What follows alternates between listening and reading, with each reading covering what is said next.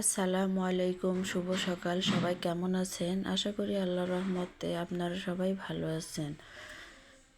আজকে আমার সকালবেলা রান্না, আমি সকালবেলা সাদামাটাই কিছু খাবার রান্না করলাম। এখানে আমি মাছ ভেজে নিয়ে কষা রান্না করছি, এখানে ছিম ভাজি করে রাখছি, আলু দিয়ে সিম ভাজি খেতে খুব ভালো লাগে। শীতের সময় এই ভাজিটা তো খুবই ভালো লাগে। বেগুন চপ, আমার প্রায় সকালবেলায় এই বেগুন চপটা করতেই হয়, কারণ এই চপটা সবাই খেতে খুব পছন্দ করে।